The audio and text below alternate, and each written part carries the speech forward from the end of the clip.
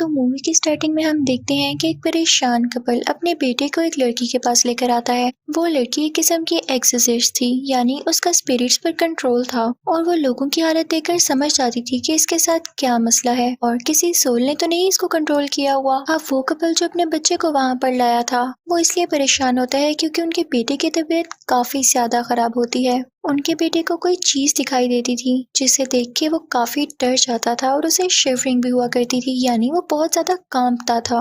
वो कपल उस लड़की को बताते हैं कि हमारे बेटे ने किसी औरत का नेकलेस चुरा लिया था 3 दिन पहले और तभी से इसकी ऐसी हालत है। वो औरत ये नेकलेस भी वापस नहीं लेती और ना ही हमारे बेटे की हालत ठीक होने को आती है। तो वो लड़की उस कपल से कहती है कि आप परेशान ना हो, आप इसको अंदर ले आए। फिर उसके बाद वो उस बच्चे को लिटा देती है एक चादर देकर। लेकिन वो बच्चा यहाँ पर भी काफी ज्यादा डरा होता है, जैसे उसे कोई चीज दिखाई दे रही हो और जैसे आवाजें सुनाई दे रही हो। फिर अचानक से कोई चीज उस पर हावी होने लगती है, जैसे किसी ने उसको कंट्रोल कर लिया हो। वो लड़की कुछ पढ़ने लगती है, लेकिन तभी वहाँ पर वाकई की कोई सोल आ जाती है जो सब चीजें तबाह करने लगती है और उस छोटे बच्चे को उठाकर नीचे फेंकती है। वो बच्चा काफी बुरी तरह से डर जाता है और फिर उस जगह की जमीन खुलती है और वो उस बच्चे को अपने अंदर खींच लेती है।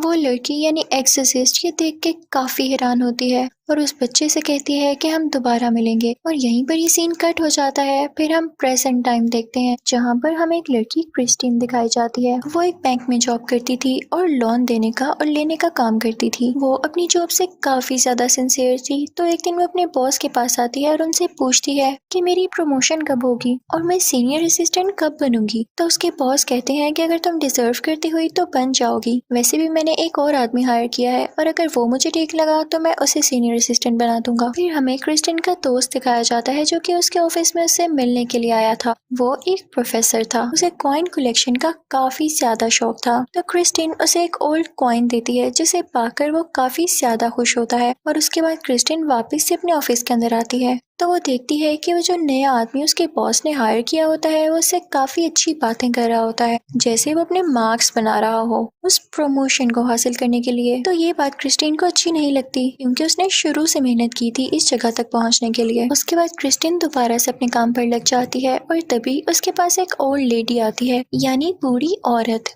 वो बूढ़ी औरत क्रिस्टीन से कहती है कि मैंने जो आपसे हाउस लोन लिया था प्लीज उसकी ड्यूरेशन बढ़ा दें क्योंकि हमारे घर के हालात काफी खराब हैं। अभी मैं आपको ये लोन वापस नहीं कर सकती। तो क्रिस्टीन काफी सोचती है कि मैं अब क्या करूं। तो वो सारे डॉक्यूमेंट्स और वो पेपर्स अपने बॉस के पास ले जाती है। तो उसका बॉस कहता है कि बस यही छोटी छोटी चीजें हैं जिनसे मैं डिसाइड करूंगा कि क्या तुम वाकई डिजर्व करती हो असिस्टेंट बनना। तुम्हें ये सारे फैसले खुद लेने चाहिए, मैं तुम पर छोड़ रहा हूँ कि तुम क्या फैसला लेकर मुझे खुश करती हो। क्रिस्टीन बहुत सोचती है और बाहर आकर वो डॉक्यूमेंट्स उस बूढ़ी औरत को वापस कर देती है और उससे कहती है कि सॉरी, मैं इस ड्यूरेशन को एक्सटेंड नहीं कर सकती। वो ऐसी थी तो नहीं, लेकिन प्रमोशन लेने के लिए उसे ऐसा करना पड़ता है। तो वो बूढ़ी औरत रोने लगती है और कहती है कि ऐसा ना करें, आप नहीं जानती कि मेरे हालात कितने खराब हैं, मैं यहाँ पर मजबूर होके आई हूँ। लेकिन क्रिस्टिन कुछ नहीं कर सकती थी। वो सिक्योरिटी को बुलाती है और कहती है कि इन बूढ़ी अम्मा को यहाँ से बाहर ले जाओ। उस बूढ़ी औरत को लगता है कि इसने सबके सामने उसकी इंसल्ट की। वो औरत काफी अजीब रिएक्ट करने लगती है। उसकी एक आंख पत्थर की होती है और उसके नाखून काफी गंदे होते हैं, जैसे कई अरसे से ना काटे हो ना साफ किए हों। खैर सिक्योरिटी उसे बैंक से बाहर निकाल देती है। तो वो बूढ़ी औरत कहती है कि तुमने ये अच्छा नहीं किया। उसके बाद हम देखते हैं कि शाम हो चुकी होती है और क्रिस्टिन अपने काम से फारिग होकर अपने घर जा रही होती है। जैसे ही वो अपनी कार में बैठती है तो देखती है कि वही बूढ़ी औरत उसकी बैक सीट पर बैठी हुई है। वो बूढ़ी औरत क्रिस्टीन पर अटैक करने लगती है, उसे मारने की कोशिश करती है, लेकिन क्रिस्टीन जैसे तैसे करके उसे अपनी गाड़ी से नीचे धक्का दे देती है। लेकिन वो बूढ़ी औरत भी क्रिस्टीन को उसकी अपनी गाड़ी से ही बाहर खींच देती है और फिर उसके कोट का एक बटन खींचती है और उस पर कुछ पढ़ने लगती है। यहाँ पर हम ये भी देख सकते हैं कि उस बूढ़ी औरत के दांत भी काफी गंदे और अजीब थे। किसी इंसान के दांत तो हर किस नहीं लग रहे थे वो। और इसी के साथ ही वो क्रिस्टीन बेहोश हो जाती है और जब उसे होश आता है तो वो देखती है कि बूढ़ी औरत कहीं पर भी नहीं थी, लेकिन वहाँ पर पुलिस थी जो उससे कुछ सवाल कर रही थी, इन्वेस्टिगेशन कर रही थी। अब अगले दिन क्रिस्टीन और उसका दोस्त घूम रहे होते हैं। उसका दोस्त इसलिए उसे घुमाने लेकर गया था ताकि वो अच्छा फील करे। तभी रास्ते में एक पाम रीडर की शॉप आती है, यानी एक ऐसा आदमी जो कि फ्यूचर के बारे में और स्पिरिट्स के बारे में बता सकता था। क्रिस्टीन अपने दोस्त से बहुत जिद करती है कि मुझे भी जाना है इसके अंदर, मुझे उस आदमी से बहुत कुछ पूछना है, और उसके दोस्त को उसकी खातिर उसके साथ जाना पड़ता है। वो फॉर्च्यून टेलर क्रिस्टीन से $60 चार्ज करता है, और ये क्रिस्टीन के दोस्त को अच्छा नहीं लग रहा होता क्योंकि वो ये समझ रहा था कि ये फ्रॉड है।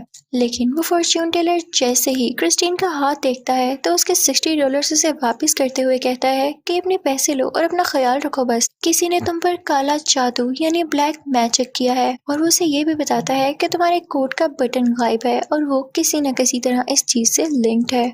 तो हमें यहाँ पर आइडिया हो जाता है कि उस पर काला जादू करने वाला कोई और नहीं बल्कि वही अजीबोगरीब बूढ़ी औरत थी। लेकिन क्रिस्टीन का दोस्त इस चीज को फ्रॉड कहते हुए वहाँ से बाहर आ जाता है और कहता है कि ऐसी बातों पर ध्यान मत देना। अब क्रिस्टीन अपने घर चली जाती है। घर जाके उसके साथ बहुत अजीबोगरीब चीजें होने लगती हैं। उसे शैडोज नजर आने लगते हैं, उसे आवाजें सुनाई देने लगती हैं। जब उसका दोस्त वहाँ पर आता है तो अपने दोस्त को सब कुछ बताती है। तो उसका दोस्त कहता है कि मैंने तुम्हें कहा था ना कि तुम्हारी तबीयत नहीं ठीक, हो सकता है कि उस दिन जब तुम बेहोश हुई ये उसके बाद के असरात हों, यानी इफेक्ट्स हों तुम पर। लेकिन क्रिस्टीन कहती है कि नहीं, ये मेरा वहम नहीं है, मैं इसको एक्सपीरियंस कर रही हूँ। अगले दिन क्रिस्टीन खुद को संभाल कर बैंक दोबारा जाती है, और जब वो अपनी जगह पर बैठी होती है तो उसे ऐसा लगता है जैसे वही बूढ़ी औरत उसके पास दोबारा आई है, क्योंकि ऐसा लगता है जैसे उसने उसके डेस्क पर हाथ रखा हो, उसके वही गंदे नेल्स। और इसी के साथ ही क्रिस्टीन के नाक से खून आने लगता है। वो इस सबसे काफी घबरा जाती है, डर जाती है कि मेरे साथ आखिर हो क्या रहा है, और वहाँ से रोती हुई चली जाती है। वो सीधा उसी बूढ़ी औरत के घर जाती है। जब वो दरवाजा नॉक करती है तो अंदर से उस बूढ़ी औरत की बेटी बाहर आती है और कहती है कि क्यों आई हो तुम यहाँ पे, चली जाओ यहाँ से, जैसे तुमने मेरी बूढ़ी माँ को निकाला। तो क्रिस्टीन उससे कहती है कि मुझे माफ कर दो,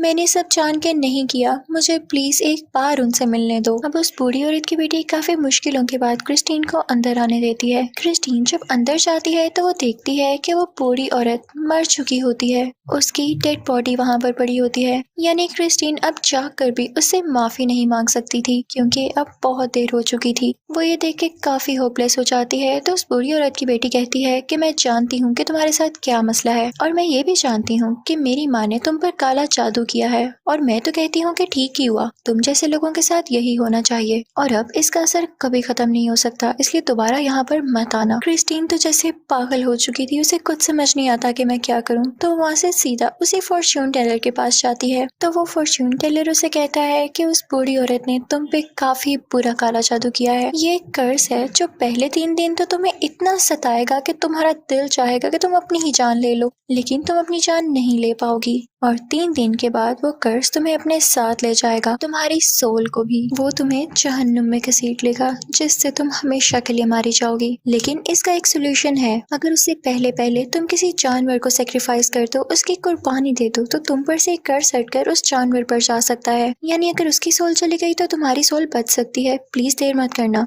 लेकिन क्रिस्टीन इस सब पे बिलीव नहीं करती और वो कहती है कि मैं क्यों किसी भी जानवर की जान ले लूं। तो वो फॉर्च्यून टेलर उसे कहता है कि याद रखना, अभी जो कुछ तुम्हारे साथ हो रहा है वो तो बहुत कम है, तुम्हारे साथ इतने जुल्म होने वाले हैं कि तुम उसको कभी भी नहीं भूल पाओगी और ना ही बर्दाश्त कर सकोगी। अब क्रिस्टीन जैसे ही घर जाती है तो उसके साथ अजीबोगरीब चीजें होने लगती हैं। वो सोल उसे काफी डराने लगती है जो उस पर कर्ज बन के टूटी थी। अब जब सब कुछ क्रिस्टीन के बस से बाहर हो जाता है तो वो अपनी पेट बिल्ली को अपने पास बुलाती है, यानी पेट कैट को, और उसे ना चाहते हुए भी सेक्रीफाइस कर देती है कि हो सकता है सब कुछ ठीक हो जाए। और तभी वहाँ पर उसका दोस्त आता है और उससे कहता है कि मैं तुमसे शादी करना चाहता हूँ और इसके लिए तुम प्लीज मेरे पेरेंट्स से मिल लो, क्या पता तुम अच्छा फील करो। क्रिस्टीन भी इस बात पर राजी हो जाती है क्योंकि वो अपने साथ होने वाली सिचुएशन से खुद भी तंग आ चुकी थी। अब डिनर का टाइम आ चुका होता है और क्रिस्टीन अपने हाथों से बहुत ही टेस्टी केक बनाती है और अपने फ्रेंड के पेरेंट्स से मिलने चली जाती है। उनमें बातें होने लगती हैं और अब वो लोग केक काट के खा रहे होते हैं। जब क्रिस्टीन अपना केक खाने लगती है तो उसे अपने स्लाइस में उसी बूढ़ी औरत की आंख दिखाई देती है। वो काफी डर जाती है और तभी उसे उन स्पिरिट्स की आवाजें आने लगती हैं। वो इतना ज्यादा डर जाती है कि पैनिक होने लगती है, लेकिन फिर भी वो खुद पे कंट्रोल करते हुए ऐसे फील करवाती है जैसे कुछ नहीं हुआ। लेकिन वो आवाजें अब आउट ऑफ कंट्रोल होने लगी थी। क्रिस्टीन उनसे इतना परेशान होती है कि वहाँ से शीशे का ग्लास उठाकर उस तरफ फेंकती है जहाँ से उसे आवाजें आ रही थी। ये चीज उसके दोस्त की मदर को बिल्कुल भी अच्छी नहीं लगती और क्रिस्टीन एम्बेरस होकर वहाँ से चली जाती है। तो क्रिस्टीन के दोस्त की मदर उससे कहती है कि छोड़ दो, ये लड़की तुम्हारे लिए सही नहीं है, मुझे ये बिल्कुल अच्छी नहीं लगी। क्रिस्टीन गुस्से में उसी फॉर्च्यून टेलर के पास जाती है और उससे कहती है कि तुमने मुझसे झूठ बोला था कि किसी भी एनिमल को सेक्रीफाइस कर दोगे और मेरी जान बच जाएगी। मैंने अपनी प्यारी बिल्ली को तुम्हारे कहने पर सेक्रीफाइस कर दिया और क्या हुआ, कोई फर्क नहीं पड़ा। तो वो फॉर्च्यून टेलर कहता है कि अब बहुत देर हो चुकी है और तुम पर कर्ज भी अच्छा खासा है। हमें इसके लिए उस सोल से डायरेक्टली बात करनी होगी कि वो तुम्हारी जान छोड़ दे, वरना कल आखिरी दिन है और उसके बाद वो तुम्हारी सोल को अपने साथ ले जाने वाली है। क्रिस्टीन कहती है कि मुझे कुछ भी बताओ, मैं इससे आजाद होना चाहती हूँ। तो वो फॉर्च्यून टेलर कहता है कि इस मामले में एक औरत हमारी मदद कर सकती है, लेकिन उसकी फीस काफी ज्यादा है और हो सकता है कि इसमें तुम्हारी जान का भी खतरा हो, लेकिन चांसेस ये भी हैं कि वो सोल तुम्हारी जान छोड़ दे, यानी तुम इसमें 50-50 लटकी हुई हो। अब क्रिस्टीन काफी परेशान हो जाती है कि वो इतने ज्यादा पैसे कहाँ से लाएगी। तो वो बैंक जाती है और अपने बॉस से कहती है कि आप मुझे प्लीज ये लोन दे दें, जब मेरी प्रमोशन हो जाएगी तो मैं ये आपको अपनी सैलरी से रिटर्न कर दूंगी। तो उसके बॉस कहते हैं कि आपको किसने कहा है कि मैं आपको प्रमोशन दे रहा हूँ, आपकी मेंटल स्टेट ऐसी रही है, मैंने उस आदमी को प्रमोशन दे दी है जिसको मैंने हायर किया था, best of luck for the next time.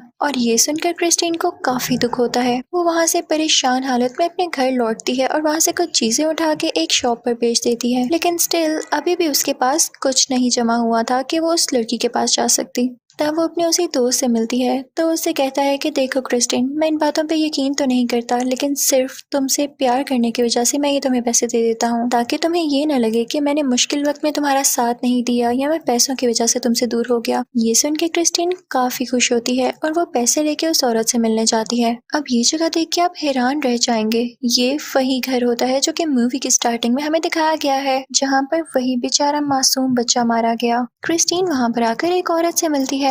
Christine के साथ वो फॉर्च्यून टेलर भी होता है। अब हमें यहाँ पर पता चलता है कि ये बूढ़ी औरत वही छोटी लड़की थी जो कि उस छोटे बच्चे को उस दिन बचा नहीं पाई थी। वो क्रिस्टीन से कहती है कि मैं आज तक खुद को माफ नहीं कर सकी कि मैं उस बच्चे को इस कर्ज से आजाद नहीं करवा सकी, क्योंकि ये कर्ज है ही ऐसा, लेकिन मैं तुमसे वादा करती हूँ कि जितना हो सका मैं तुम्हें इस कर्ज से दूर ले जाऊंगी। और फिर वो उसे उस जगह पर लेकर आती है जहाँ पर वो बच्चा जमीन के अंदर चला गया था और उसे वो जगह दिखाती है। अब वो लोग एक टेबल के गिर्द बैठ जाते हैं।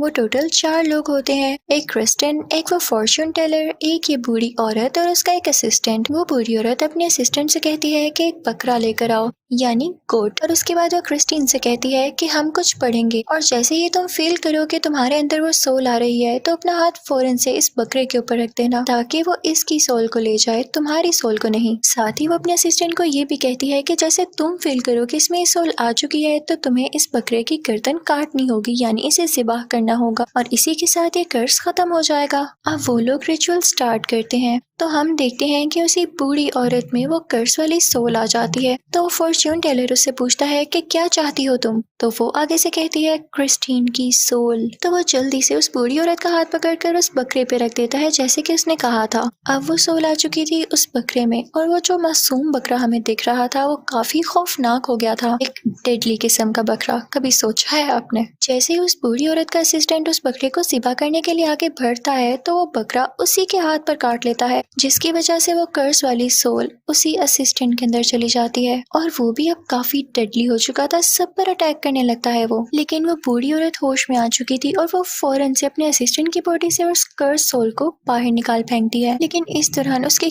काफी एनर्जी लगती है और वो कर्ज सोल उसे काफी जख्मी भी कर देती है, जिसे वो बेचारी बूढ़ी औरत बर्दाश्त नहीं कर पाती और वहीं पर मर जाती है। ये देख के सब काफी परेशान हो जाते हैं क्योंकि उनकी आखिरी होप भी अब नहीं रही थी। क्रिस्टीन को काफी दुख होता है कि मेरी वजह से कितने लोगों की जान जाएगी अब। तो वो फॉर्च्यून टेलर अब क्रिस्टीन से कहता है कि हमारे पास आखिरी सोल्यूशन यही बचा है कि जिस बटन पे उस बूढ़ी औरत ने तुम पर ब्लैक मैजिक किया था उसे पकड़ो, किसी एनवेलप में रखो और किसी और को दे दो, ताकि ये कर्ज तुम पर से हट के किसी और पे चला जाए। फिर हम देखते हैं कि क्रिस्टीन अपने घर घर जा रही होती है और उसके साथ उसका वही दोस्त होता है। उसने उस बटन को एक एनवेलप में बंद किया हुआ था और साथ उसके कुछ डॉक्यूमेंट्स भी थे। लेकिन रास्ते में उनके सामने एक बूढ़ा आदमी आ जाता है और क्रिस्टीन के दोस्त को फौरन से ब्रेक लगानी पड़ती है, जिसकी वजह से क्रिस्टीन के सारे डॉक्यूमेंट्स और वो एनवेलप भी जिसमें बटन था आपस में मिक्स हो जाते हैं।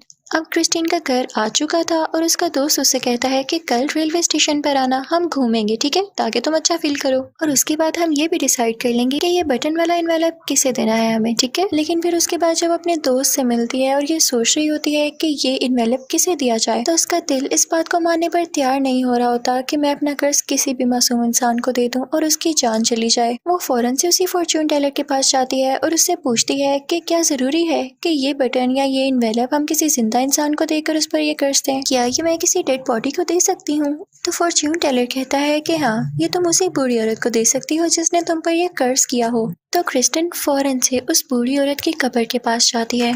उस रात काफी तेज बारिश हो रही थी। क्रिस्टन फिर भी हिम्मत करके उसकी कब्र खोदती है और उसकी डेड बॉडी सामने देखकर फौरन से वो बटन वाला एनवेलप उसके मुंह में डाल देती है। वो काफी लाइट फील कर रही थी कि उसने अपना कर्ज अब इस बूढ़ी औरत को वापस लौटा दिया था। फिर अगले दिन हम देखते हैं कि क्रिस्टन काफी खुश होती है और काफी वेल ड्रेस्ड होती है। वो अपने दोस्त से उसी रेलवे स्टेशन पर मिलने जाती है तो उसका दोस्त उससे कहता है कि याद है जब कल हमारी फाइल्स मिक्स हो गई थी तो आप मेरे वो कॉइन वाला एनवेलप अपने साथ ले गई थी और जो आपके बटन वाला एनवेलप था वो मेरी गाड़ी में ही रह गया था। और जैसे ही वो उसे बटन वाला एनवेलप दिखाता है तो क्रिस्टीन की तो जान ही निकल जाती है, क्योंकि आज आखिरी दिन था, उस कर्ज को वापस करने का टाइम निकल चुका था। तो इसीलिए क्रिस्टीन वहां पर ही रेलवे ट्रैक पर गिर जाती है। उसका दोस्त उसे उठाने की और बचाने की कोशिश करता है लेकिन नाकाम रहता है। तभी वो रेलवे ट्रैक नीचे से खुलने लगता है, उसमें से आग निकलने लगती है और किसी सोल का हाथ निकलकर क्रिस्टीन को अपने साथ उस जमीन में खींच लेता है। यानी ये कर्ज ना तो रिवर्स हुआ था और ना तो खत्म, इसने क्रिस्टीन की जान लेनी ही लेनी थी। क्रिस्टीन का दोस्त ये सब कुछ देखते हुए भी अपनी दोस्त को नहीं बचा पाता।